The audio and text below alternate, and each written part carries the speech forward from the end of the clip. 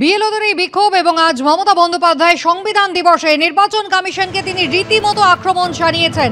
BJP শাসিত যে রাজ্য সেখানে একের পর এক বিএলওরা মারা যাচ্ছেন। বিএলওদের দাবি অত্যন্ত সঙ্গত, অত্যন্ত ন্যায্য, কিন্তু 48 ঘন্টা এখানে বিএলওদের অপেক্ষা করতে হলো। এত অহংকার। মমতা বন্দ্যোপাধ্যায় কি বললেন দেখুন। যারা ভাবছে আজকে ক্ষমতায় আজ কাল থাকবে না, তোমরা 29-এ কোনোভাবেই আসবে না, তার আগেও তোমার গভর্নমেন্ট পড়ে যেতে পারে।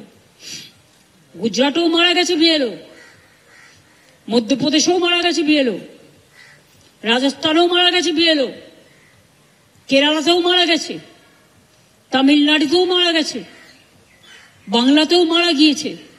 তাদের দাবি তো ন্যায্য এবং সঙ্গত বলে আমি মনে করি। 48 ঘন্টা বসে থাকতে হলো বিএলওদের শুধু তাদের কথাটা একটু জানাবার জন্য। এত অমানবিক। बीएलओ को बोलता है जेल में डाल देंगे, आपको नकड़ी खा लेंगे। आपका नकड़ी कितना दिन रहेगा, पहले आप बचाओ। लोकतंत्र रहेगा लेकिन आप लोग नहीं रहेगा।